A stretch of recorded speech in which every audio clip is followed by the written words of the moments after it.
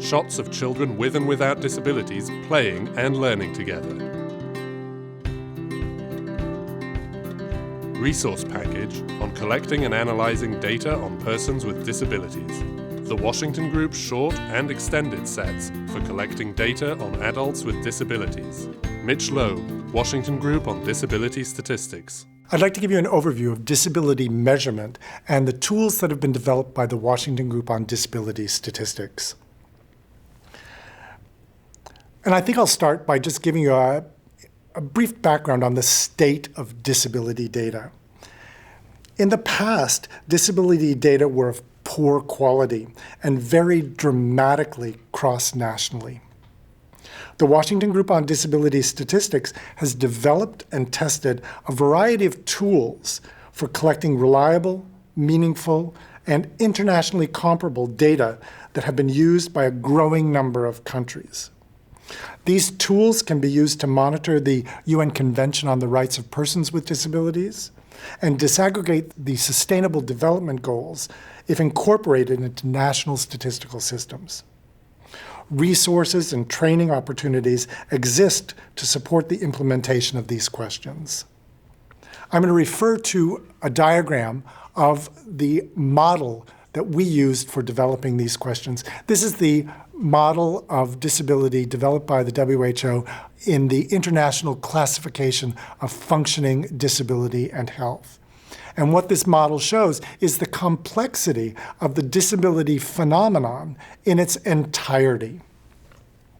And because of that complexity, countries were asking questions about disability in their surveys and censuses that didn't reflect a more social model of disability, but reflected a medical model. They asked questions like, do you have a disability? Yes or no? And because disability is sensitive to stigma and discrimination, there was underreporting of disability, so that in lower developed countries, less developed countries, the prevalence of disability historically was less than 5%, sometimes less than even 2%.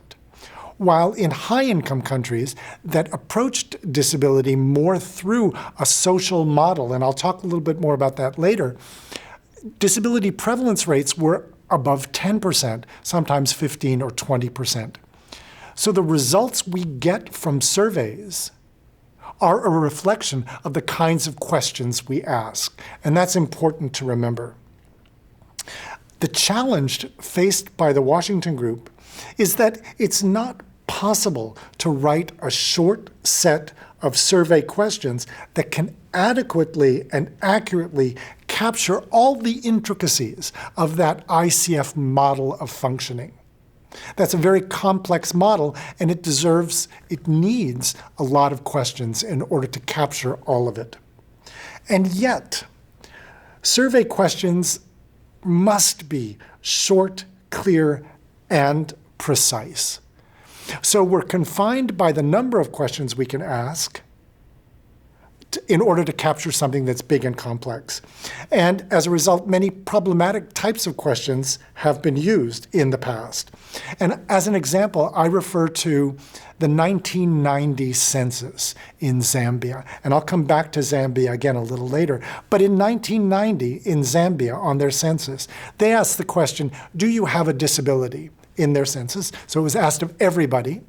And the prevalence of disability in Zambia at that time, in 1990, was 0.9%. By asking a question, do you have a disability, what we're capturing is a medical model. It informs disability through conditions like they refer to blindness or deafness or being crippled, terms that we wouldn't use today in collecting disability data. So the Washington Group, our objective was to develop questions that captured only a part of that ICF model, because we couldn't capture the whole thing, but that could be used in an important, meaningful, and internationally comparable manner. And that's important to remember. We weren't developing questions for any particular country or survey, but they were meant to be used everywhere around the world. Now, while the questions may only capture part of the social model of disability, and I'll talk a little bit more about that, they can be used in conjunction with other data that's collected on surveys in order to fulfill the fullness of the social model of disability. The Washington Group on Disability Statistics evolved from an international seminar, a UN international seminar on the measurement of disability in 2001. And it was at that seminar that it became clear that there was no uniformity in the collection of disability data internationally. As I explained, low and middle income countries were producing prevalence rates well below 5%, while high income countries were producing much greater prevalence rates. There was no consistency and no comparability among countries. So the Washington Group was established as a city group under the aegis of the UN Statistical Commission to address the need for population-based measures of disability, to foster an international cooperation in the area of health and disability statistics, to produce internationally tested measures to monitor the status of persons with disabilities, and to incorporate disability into national statistical systems. That was really important. Just a little bit about the Washington Group. The Washington Group is country-driven. Country national statistical offices are members of the Washington Group, and they're the ones who drive the program. Right now, there are over 133 countries and territories who are members of the Washington Group, and they form the work groups that carry out the actual work that we do. There's a secretariat, a small secretariat for the Washington Group, where I work at the National Center for Health Statistics in the US. And we have built an emphasis on evidence and transparency with extensive testing of our data collection tools in multiple countries, so that we want to make sure that they work not only in English, the language that we use to develop the questions, but they can be easily translated into any language for use in any country. I talked a little bit about this social model of disability. And what that does really is it conceptualizes disability as an outcome of the interaction between a person's functional limitations, their difficulty doing basic universal activities, and an unaccommodating environment that results in an inability to fully participate in society. That's what disability is. It's a person's ability to function, their environment, and their ability to participate. All of that are elements of disability. But it's not a medical diagnosis or a condition. It's not based on any medical diagnosis, and it's not an impairment. It's this social configuration, and that's important. Disability, because of that definition, may be a complicated construct, because it does incorporate all of those elements, all of those components, body function and structure. So how your body is put together, limitations in activities or your capacity to do things, and restrictions in participation or your performance, taking into account the environment. And it includes personal characteristics and environmental factors. The language of disability is not specific. It's very broad. And finally, and perhaps most importantly, in some cultures, stigma is associated with disability, creating additional challenges to the measurement and ultimately to inclusion. So the Washington Group defined an approach to measuring disability that's based on identifying those who, because of difficulties in these basic universal activities, are at a greater risk than the general population in limitations in participation if the environment they live in is unaccommodating. So we're only focusing on the difficulties that people have that put them at risk.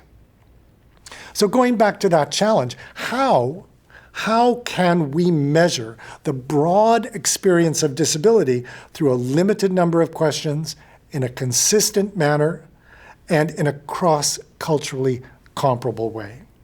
And what we came up with first was a short set of questions, a set of 6 questions, and these cover 6 domains of functioning: difficulty seeing, difficulty hearing, difficulty walking or climbing stairs, difficulty with cognition, like remembering or concentrating, difficulty with self-care, like washing all over or dressing, and difficulty communicating, for example, understanding or being understood. And each of those 6 questions comes with 4 response categories: no difficulty, yes, some difficulty, yes, a lot of difficulty, and I cannot do it at all. So what we've been able to do here is we've been able to begin to describe a continuum of functioning, because disability isn't inherently that dichotomy, are you disabled, yes or no? But it describes everything from I have no difficulty doing any of these things to I cannot do any of them at all, and everything in between. And that's what we want to be able to do, is to begin to describe that continuum of functioning, and then using the data we've collected to construct a dichotomy that can be used for disaggregating the SDGs and monitoring the convention. So now I want to go back to Zambia for a second, because remember, when they used that medical approach to collecting disability data, they asked, do you have a disability? They got a prevalence rate of 0.9%. In 2006, 16 years later, I was in Zambia, and we carried out a survey of living conditions among people with disabilities and people without disabilities. And we used those 6 Washington Group questions. And data analysis showed that the prevalence of disability was 8.5%, which is probably much more realistic than the 0.9% that was achieved in 1990. So the objectives of that short set of questions are to identify persons with similar types and degrees of limitations in these basic actions, regardless of nationality or culture. So we're looking cross-nationally. We want to collect information that represents the majority, but not all, persons with limitations in these basic actions. Those 6 domains of functioning don't cover the entire range of functioning capable by a human body. So what we focus on are those that will give us the majority of cases. They represent the most commonly occurring limitations in domains that can be captured in a census context, because that was our first goal, to look at questions for a census. The data are meant to be used to compare levels of participation in employment, education, family life for those with and without disabilities, and to determine whether or not people with disabilities have achieved social inclusion. Now, those questions don't include information on employment or education or family life, but most surveys do have that information. We're only providing the disability identifier through those 6 questions. And that way we can monitor the effectiveness of programs and policies that promote full inclusion. And we can monitor prevalence trends for persons with limitations in these specific basic action domains. There are advantages to using the Washington Group questions. They focus on this functional approach to disability. We're not talking about conditions or diagnoses, but a person's functioning that might put them at risk of not being able to participate. They've been tested successfully in many countries, low, middle, and high-income countries, in multiple languages. So we have the evidence that they are applicable in all of these situations. So they're designed to be internationally comparable. They identify, as I said, most people with disabilities, but not all. And they can be easily added to existing censuses and surveys, or to project-based data collections. They only take about 1.25 minutes to ask of one individual, so they're fairly easy to use and quick to use. But again, they're not without limitations. They're not appropriate for children under the age of 5, and they will miss some children with developmental issues aged 5 to 17. Under those circumstances, we strongly recommend the use of the Washington Group UNICEF Child Functioning Module that focuses on those specific age groups to collect more reliable data. The Washington Group short set of questions will miss people with psychosocial issues that aren't affected by communication, cognition, or self-care. Those domains will identify some people with psychosocial issues, but not all. We won't be able to capture the age of onset. That's something that would need to be added to a data collection. And we don't include information on environmental barriers. Again, those are questions that would need to be added to a data collection system. The Washington Group short set of questions has been adopted by a number of organizations and countries internationally. UNICEF has included the short set of questions on their multiple indicator cluster surveys for women, adult women and adult men. USAID has included a module on disability and functioning that's very much in line with the short set of questions for their demographic and health surveys. And the World Bank is scaling up the inclusion of the Washington Group short set into future World Bank-sponsored household surveys, including the Living Standards Measurement Surveys, their LSMS. The Washington Group questions have been used on censuses and surveys in over 75 countries to date. And they have been promoted by international aid programs like DFID, the Department for International Development in the UK, and DFAT, the Department for Foreign Affairs and Trade in Australia, as a means to collect disability data in all programs and projects. They've been introduced as the means for collecting disability data by the UN Statistical Division and the UN Economic Commission for Europe for the 2020 round of censuses. And the Washington Group short set has been championed by DPOs, disabled persons organizations, and NGOs internationally, in particular the International Disability Alliance, Humanity and Inclusion, Sightsavers, CBM, and others. But because the short set of questions doesn't cover entire populations or the entire scope of functioning and disability, the Washington Group went on and developed an extended set of functioning for adults that was adopted in 2010. It looks at more domains of functioning, gets into more details about functioning with and without the use of assistive devices in some cases, but includes as many as 35 questions. So it's a lot more to add to a survey. Again, because child functioning and disability isn't adequately captured by the short set, we partnered with UNICEF to develop the Child Functioning Module for children 2 to 4 and 5 to 17 years of age that looks at those specific developmental issues that most affect children and might lead to developmental delay. We're also partnering with UNICEF to develop a module on inclusive education. Here we go one step further and don't only look at functioning, but we look at participation. All children have the right to an education, so we use that as our end point. And we want to find out why children might not go to school. What are the barriers to education? And that module is under development. And in the same way, we're looking with the International Labour Organization at employment. Something for adults. Not all adults work, but most adults do work, and we're looking at a disability module for labor force surveys to look at participation and barriers to employment among adults.